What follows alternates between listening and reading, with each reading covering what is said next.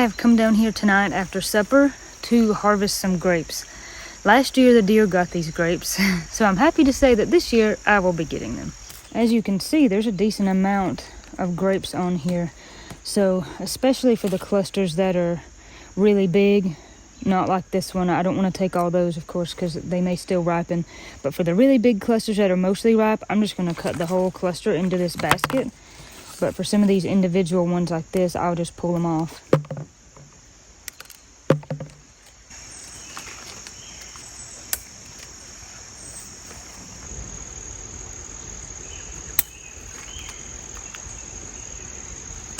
I've already got a whole basket full.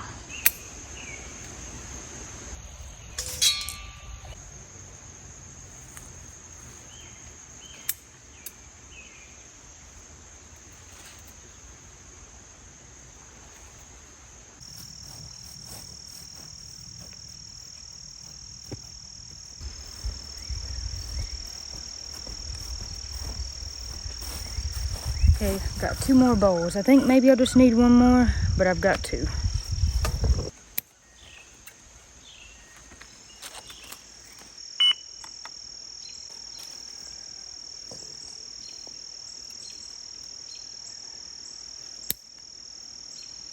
It's crazy to me that the grapes go all the way down this far. It's like they're shifting this way, and the blackberries are shifting this way.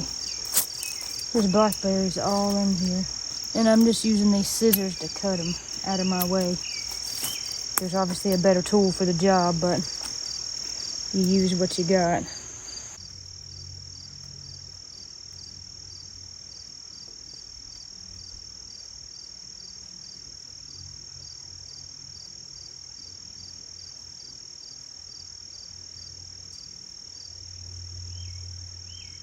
I got another full bowl, and there's actually a little bit more. So that is going to be it for me tonight. It's almost 7 o'clock. I got to go in, give Woody a bath, start the evening routine. I've got most of these grapes. I may come back tomorrow and see if there's anything I missed. My plan is to play refrigerator Tetris tonight, see if I can fit all these in the fridge, and then run them through the steam juicer tomorrow, so I don't have to do all that tonight.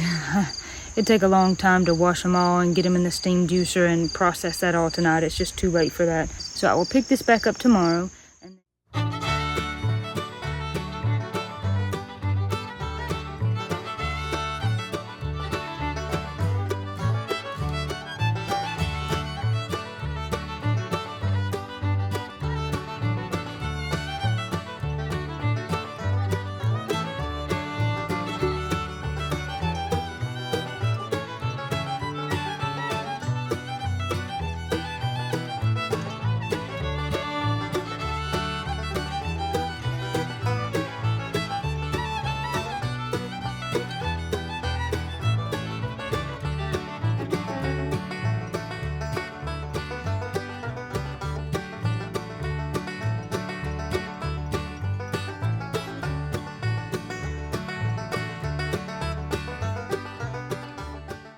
I did discover I'm gonna have to do the grapes in 2 batches because there was just too many to fit all in the steam juicer at once. So for those of you who don't know, most of you probably know what a steam juicer is, but if you don't, this part right here has the water, and here's the drip line. This part right here is just like a basin, and then this big part up here where the grapes are at sits down in this, and there's like a little kind of vent. It almost looks like the way a bundt pan is shaped, and so that's letting all the steam come up through here. And of course, you know, this part right here, you can't see it because it's so filled with grapes, has all these little holes in the side of it to let all the steam get to the grapes and evaporate the juice off.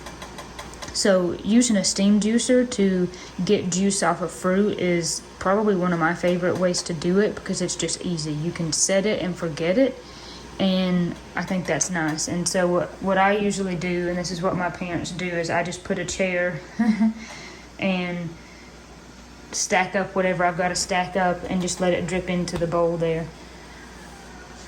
It's kind of fast and efficient because you don't have to stand over the pot and just kind of continuously mash it down trying to get the juice out. So this is my parents' steam juicer, and I just borrow it. The only downside to this for us is having a young toddler. You don't want them messing with it. But we have one of these, so I will block off the kitchen and keep it blocked off until we're done with the steam juicer. And as you could see, as far as washing these grapes, I just took them all off the stem, put them in the sink, plugged up the sink so they'd kind of be setting in water, and then just rinsed them off by hand. Got all the grass or any little sticks or anything like that, looking for bad ones to get rid of. So it's not too hard to wash them. I don't let them soak or anything. I just rinse them off really good. The first juice is starting to drip out of the steamer here, and it smells so good. And it's such a beautiful color. So I'll keep an eye on this, and whenever the pot starts to get too full, you can just grab this hose right here and just tuck it up and underneath this pot, and you can pour this pot off and then put it back and then put the hose back in it. It's been a little while and we've got a lot more juice. It's just barely dripping now, and you can see there's a little bit more juice right there, but these grapes are just about spent. All right, you think I can do this? No. Here goes.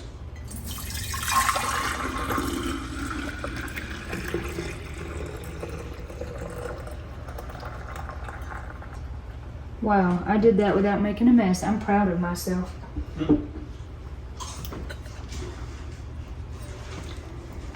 Look at that beautiful juice. So that's almost a half gallon. There's well over a half gallon. I just didn't want to overfill this jar.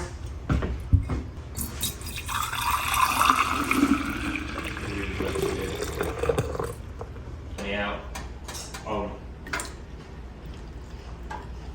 You can record live data. I've got it, and I like it a lot. So I'll get that. That's what he did.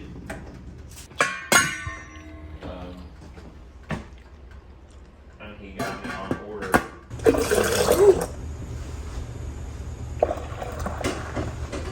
Oops. I did not mean to make a mess like that.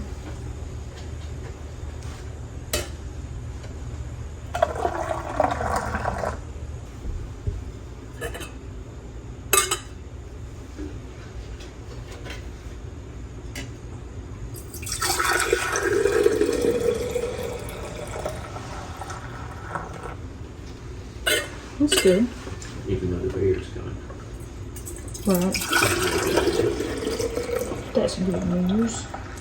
Well, 1 gallon plus a little bit more than 2 quarts.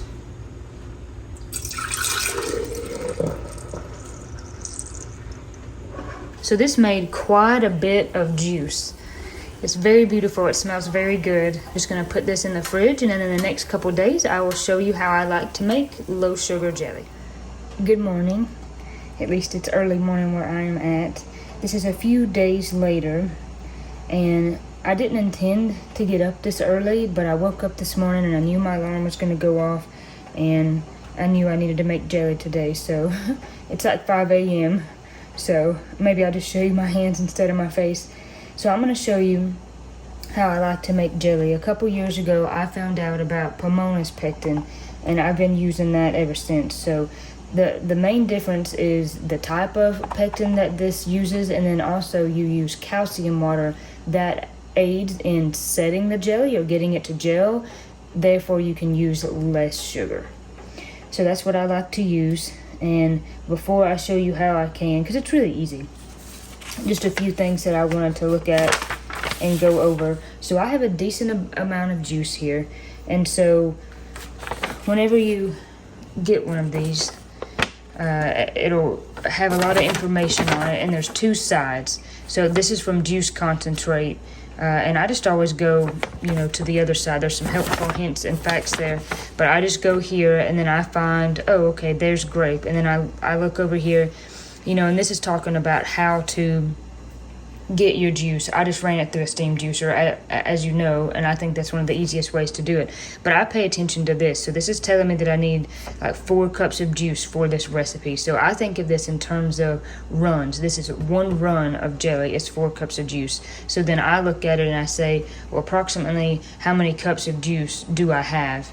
Then that's going to tell me how many runs I have, which is then going to tell me how much of the other ingredients that I need. How much of the sugar, how much of the lemon juice, how much of the pectin and the calcium water. Do I need to open another box? Am I going to have enough pectin and calcium water just in this box? So that's what I look at first. So for me, I have calculated it up to where I probably have enough juice to make 7 runs of jelly. So I've got all my jars ready for that, and I've got all my ingredients here before I get started. So I don't get started and realize, oops, I don't have enough, because that's a decent amount of jelly to make there. The most accepted way would be to heat up your jars. Obviously, we're going to heat this when we add the other ingredients, put it in the jar, then water bath those jars. Now, I grew up with my mom and my grandma doing what's called the open kettle method, which is get your jars hot, so have them boiling, then one by one take them out, fill them with the hot mixture, and there's enough heat between the hot jar and this hot mixture to just seal them on their own. And then that's it. Open kettle, everything's hot, your jars are sterilized, you pour in your jelly, done. You don't water bath it. That's the way I always grew up making jelly. I still do that sometimes. Now, I know that that's considered, like, if you want to go by the Ball Canon standard book, don't do that. You need to water bath. So I do both, and it's up to you. Now, if you say, I am going to water bath, then all your jars, technically, if you're going to water bath them anyway, you don't necessarily have to have them hot while you are pouring your jelly in. You could just wash them, have them clean, have them set in here, heat this mixture, pour it all in, because you know you're about to water bath them anyway. Now, what I like to do, which may seem a little bit silly, I suppose, is a mix of the two. I still like to have the jars hot as I'm going. That way I think it also protects the jar, hot liquid, everything's the same temp. Of course, these mason jars are pretty resilient anyways. So I've got all my jars washed. Most of these just came from inside the cabinet at my house. Some of them come from my mom's basement. They all looked pretty clean. I just give them a wash anyway, just to be sure. I've got all my tabs that are new, that I just got out of the box. I don't worry about washing those. I like to just dip them quickly in the boiling water, but I don't worry about washing them. I'm not going to worry about washing my rings either. I have my pot of water that's already boiling. I'm going to get my jars going. I'm going to show you how to do this mixture, how we make the calcium water, and what kind of sugar you can use, and how we add the pectin. And then I think I will water bath these. Now again, I grew up doing open kettle. I still do that sometimes. But some of these I would like to give as Christmas gifts this year, so just would make me more comfortable knowing that I had water bathed them. But what I like to do is pour them in one of these. And if you're canning, you likely have one of these, or maybe you have something similar. But it's the 8-cup, just like a Pyrex measuring bowl here. So I will pour it all in here and just verify exactly how much I have. So that way I can get everything else correct in the recipe. That juice is beautiful. So there is 8 cups.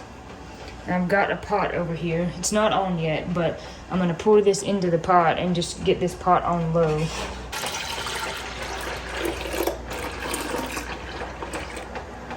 I still have some juice left. I have 8 cups measured out again, and I actually have a little bit more. But this pot is already halfway, if not a little bit more than that full. So I think I will just do this all twice. So that way that this does not overflow. That way it'll probably heat faster too if there's not as much in it. So while that juice is heating up, we will talk about our sugar and our pectin and our calcium water. So we have some options here. So our recipe tells us that we could use honey, or we can use like a granulated sugar. I love honey, but just my personal opinion, when it comes to making jelly, especially in a batch this big, if you only had 4 cups of jelly, but because I have so much, I think it's a waste of honey. Plus, when you heat honey, it loses some of its benefits anyways. So what I'm gonna do is use granular sugar. Now we still have some options as far as that goes. You could do 3/4 cup to 2 cups of sugar, and that's per run of this jelly. So we have 16 total cups in the pot right now. So I think I will kind of split the difference and do 1.5 cups of sugar per run. So 1.5 cups times 4, because remember we have 4 runs of jelly in the pot right now, is 6. So I'm going to do 6 cups of sugar. Now, I still think that that's less sugar than if you use the regular Sure Gel. And I've totally used that before. I'll probably use that again. I'm not like trying to be a snob or say, oh, this is the only stuff you should ever use. I just tend to like to use this once I found it. So I'm going to do 6 cups of sugar. Now, a little word though about sugar. So this is the kind of sugar that I'm going to use today. I have used different types of like granular sugar.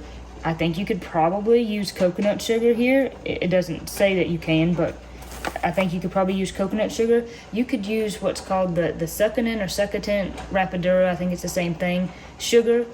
The only thing I'll say about that is that type of sugar has like a dark flavor profile, and it tastes great, but it can change the taste of your jelly. So that is one benefit of using more milder and taste sugar like this. Or of course, if you use just like white table sugar, it's going to give it like a really sweet kick without affecting the flavor of your jelly. I made honeysuckle jelly last year, and really all I had on hand was that like succulent sugar, and it was great, but in a really delicate flavor, like honeysuckle or violet, anything that's floral.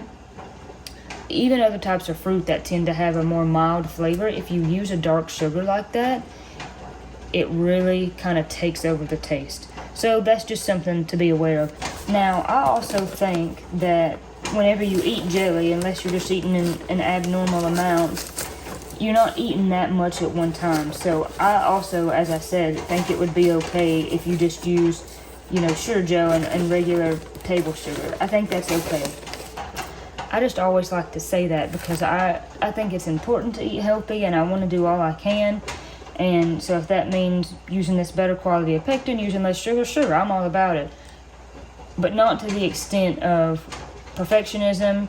Or I ran into a girl recently, and we were talking about our kids. She has a 5-year-old and an almost 2-year-old. He'll be 2 in December. And I like what she said. She's like, we were talking about being crunchy and making jokes about it. And she said, yeah, but I'm the kind where I'm still going to have a Diet Coke sometimes. And I'll just tell my kids, well, I don't want my kids to do that. But see, I'm older, and I've already done the damage. So I want them to be really healthy, but I'm going to have a Diet Coke sometimes. And that cracked me up, and I thought, that's a good way of looking at it. Yeah, I don't drink Diet Coke just because I don't like Diet Coke. But yeah, I'm going to have the Sprite, or I'm going to have the whatever it is every once in a while. It's all about balance, in other words. So there's the sugar set aside. And really the first thing that you should do when you're doing this is prepare your calcium water. But this eye right here on my stove takes forever to heat up. So I knew that we had a lot of time. So it tells us here that we need 4 teaspoons of pectin and 4 teaspoons of calcium water. So here's what the pectin looks like, this little pack, and here's the calcium water. So the pectin is going to be added to the sugar and stirred in with it. But first we're going to work on the calcium water. So if it tells us 4 teaspoons of calcium water per 4 cups of juice, we just have to do the math and remember that we have 4 runs. So I'm going to need 16 teaspoons of calcium water, because remember, I've got 4 runs of jelly, and this is 4 teaspoons of calcium water for 4 cups of juice. So that's the math there. Now the cool thing about this is, let me find my 1/2 teaspoon. This makes a decent amount of calcium water, and I've actually got several of these boxes on hand, so it shouldn't be a problem. But this calcium water makes a decent bit, and if you don't use it all, you can put it in your refrigerator and save it for using later. We need half a teaspoon of this calcium powder to a half a cup of water. You put it in a jar and you shake it up. Now, since I need so much, I will see if I can maybe do twice that amount and see how far that'll get us. So that's about half a teaspoon, and I'll put half a cup of water in here. I actually did a whole cup since I'm gonna do 2 of these. So I'll add another half a teaspoon, and then we shake it up and it's gonna be ready. And so this is the main thing. I don't know exactly how it works. I'm sure some of you guys do, and you can comment below, but this is the main thing that allows us to use less sugar, because this calcium helps set the jelly. So the next thing that we can go ahead and do, even before our juice is boiling, is add our lemon juice. So this is 1/4 a cup of lemon juice per 4 cups, which is the original run. Since I'm doing 4 times that, I'm gonna do a whole cup of lemon juice. And the recipe does say to use bottled lemon juice. I think all jelly recipes say that, just because the acidity will be more even overall. I turned up this eye because it takes forever to boil on this eye. I also meant to say in the beginning, this awesome little, I don't know what you call this. It's like a tablecloth, but it's been, I don't know what you call that. It's made glossy. My friend sent this to me, and it was so incredibly thoughtful. She is a very, very thoughtful friend. And she looks out for things that she thinks I might like and sends them to me. And this was the purpose of it, was so you could lay it down like when you're canning or doing some kind of batch cooking thing, so you could kind of contain the mess. That was just so thoughtful, and the pattern on it is just precious. So the next thing we'll do is mix in our pectin to the sugar. So it looks like I've already got some pectin here open, so we'll use that. So it's going to be the same thing here, teaspoon wise, is 16. So I need to look up really quick how much 16 teaspoons is, so that way I don't have to sit here and 16 times. I always tell myself that I will write this stuff down and have it somewhere to where I don't have to always, oh, what's this measurement again? What's that? Okay, so there's 12 teaspoons in 1/4 of a cup. So I could do 1/4 of a cup plus a few more teaspoons, and I think that will suffice.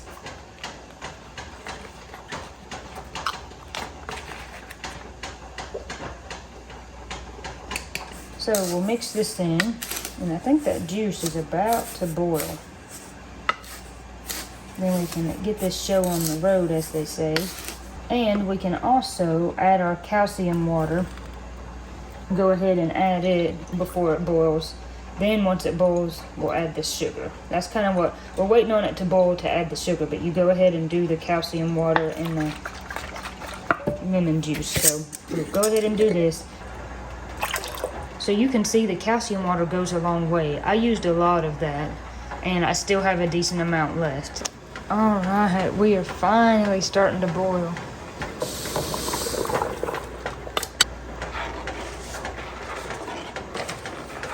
So we do want this to return to a boil, and we're going to stir it for a minute or two to make sure all the pectin is dissolved.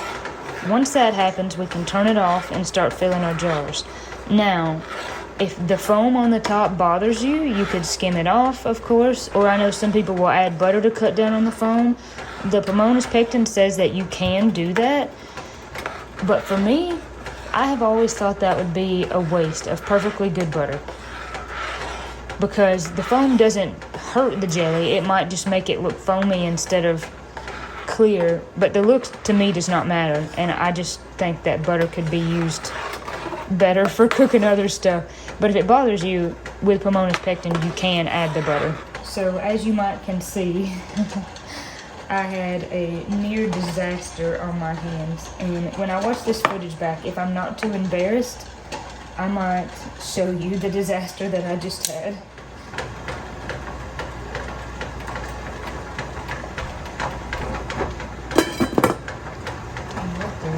should have returned to a full boil.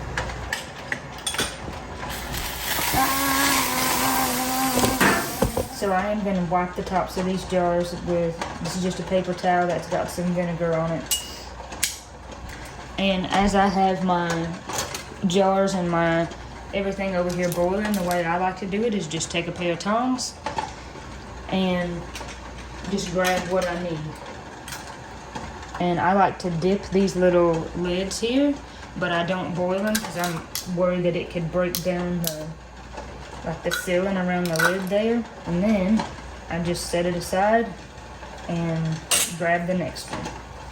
So this says about a 1/4 inch of head space, but I just kind of eyeball it there and try to do it until you get to about like the screw part and try like the threads of the jar and stop there. Now as far as what, let me turn you guys a little bit so you can see a little more. As far as what like tabs to use, I have used for years it's like the Golden Harvest brand. I guess that's just like the Walmart brand. I've always had good luck with those, but someone recently sent me these little tabs that I'm using. I don't have enough to do them all, but I've used them before and I like them. They're called Superb, and they seem to, you know, hold up nice and seal well.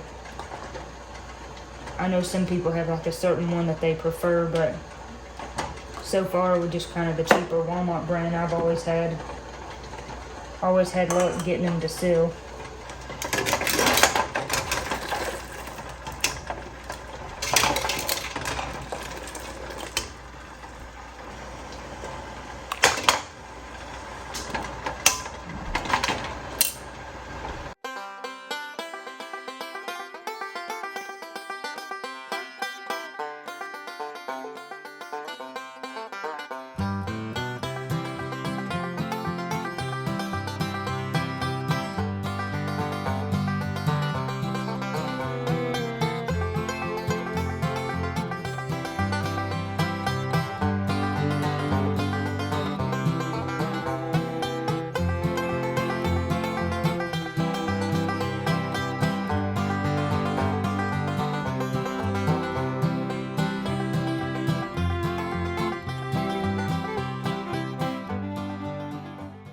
I've got 2 pint jars, and then the rest of these are just half pints or even smaller, since I do want to give these as gifts, but also because I just know for me and Austin, we're not going to eat this much jelly between the two of us, and it'll go bad in the fridge once it's already open before we can consume it all. So I like to make them in smaller jars like that. I may or may not have had an accident in here. It was bad. It was really bad. Sorry. Austin's just standing here looking at it. I knew he would. I knew that'd be the first thing he would see. Because now that this pot's off the stove, it looks terrible. It's really bad. Oh. I just didn't even know what to do when it happened. I just stood there for a minute and thought, wow, this was so much hard work and now it's over. I was like, earth to core, stir it, and turn the heat off. It's okay. It's all down in the element of the stove there. Yeah, it's alright. That's going to be not very fun to clean up. No, I would say not. I just knew this would be the morning he would get up really early and come toddling in here. That's a miracle that he's still asleep. Yeah. Ideally, it would be easier to water bath these, I think, outside on the camp chef, or the fish cooker is what we call it, that we like to use, and I would put them in my actual pressure canner, and you could do more, but Woody, I cannot believe Woody is still asleep. It's crazy. He's going to be up soon, and trying to go in and out it's just not really feasible for me. So this is the easiest way that I found. If you can't do that, you can just water bath them in a pot on the stove. In the bottom of this pot, you can't see it, but I have a wash rag, so that way they're not banging against the bottom of the pot and the jars don't break or it doesn't damage the pot. They make racks, I think, and different things, but a wash rag will work. So I'm going to water bath these for 10 minutes. Now, the paper out of the Pamona's Pectin box, and you know, the ball canning guide, all those things will tell you add an extra, I think it's an extra minute for however many thousand feet you are above sea level. But we're only like 1,700 feet above sea, you know, that's about our elevation. And the recipe says to water bath for 10 minutes, so I'm just going to water bath for 10. Now, sometimes people do get particular about how far the water is over the jars, so I think most people say, or experts say, oh, you need to have like an inch of water over the top of your jars when you water bath. But as you can see, this pot is only so big. If I add more water, I'm going to risk, you know, overboiling like I did over here. So I'm comfortable with this. Do what you're comfortable with. This will take me several times of doing this because there's only a few that will fit into the pot at a time. So I'm going to lift these out of here, and I will cover these. Some of these I could hear sealing before I ever even put them in the boiling water. Just that heat was creating the seal. I just heard one. So I'll put them there, and I will cover them up. I like to do that and just leave them because I think that it's just extra heat, it's just extra insulation to keep the heat in, which further encourages them to seal. And then I'll put the next batch into water bath, and I'll just repeat that process until I'm done. This is jelly, Woody. You gonna eat this winter? Papa, come on, come on.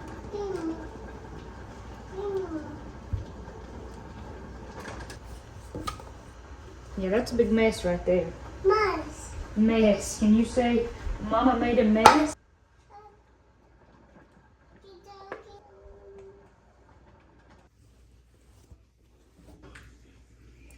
Got the final round here.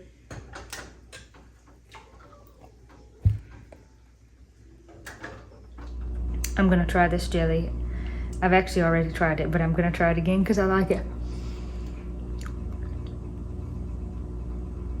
It's really good. And it's like this beautiful pink color. So I've made lots of different kinds of jelly, and I think that's my favorite jelly I've ever made. With that Pamona's Pectin, because you can use less sugar, that preserved a lot of the flavor and tart flavor of the grapes, and that's what makes it so good. Sometimes when you eat jelly, it's good, but it just tastes like more sugar than the actual flavor of the fruit. So I'm really pleased with how that turned out.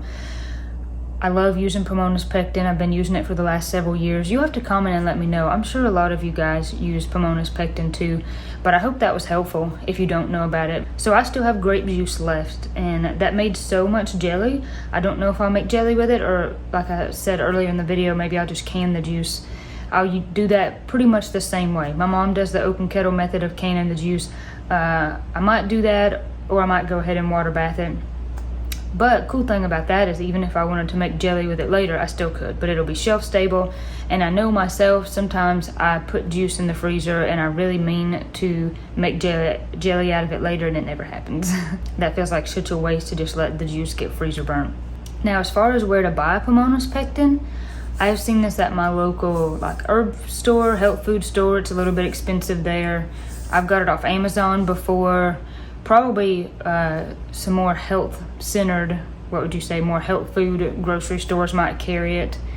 But it is on Amazon, so I can leave a link in the description below. Such a blessing, though, to be able to go out into your front yard, pick grapes, make juice, and then make jelly. That's so cool. I love that. I'm thankful I can do that, and I appreciate you guys coming along with me. Usually when I'm in the kitchen, I like to read out of my little kitchen devotional. That's just been a really fun habit that I've made. What I need to do is look and see if I can find any more like kitchen devotionals, or maybe especially like any vintage ones that have that theme. But maybe just a thought that I will share with you before I go. Now, this is something that I've shared before, but maybe it will be a blessing anyways, because it was to me. And I think sometimes in the Christian walk, we have to be reminded of, I know I do. Sometimes I have to be reminded of just the same stuff over and over and over and over. And I think that's good for us. You know, Solomon talks about in Ecclesiastes, there's nothing new under the sun. And oftentimes we can really overcomplicate things, and, you know, the simple answer is right in front of us. I know that's true for me because I'm a chronic overthinker. So one thing I want to share with you. I was vacuuming the other day, and I was feeling a little bit frustrated trying to vacuum. Woody loves to help me vacuum, which I'm very thankful for. And if you're new to the channel and you don't know who Woody is, that's my toddler. He loves the vacuum. That's one of his favorite things to do. He asks me to turn on the vacuum at least 10 times a day. And I'm trying to vacuum. He wants to vacuum. He's getting into everything.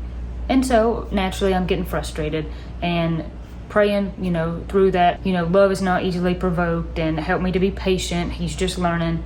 And just in that moment, God kind of spoke something to me. And again, this is not maybe anything just revolutionary, but it was helpful for me. It's something I think I've mentioned before in my video that I did about emotions.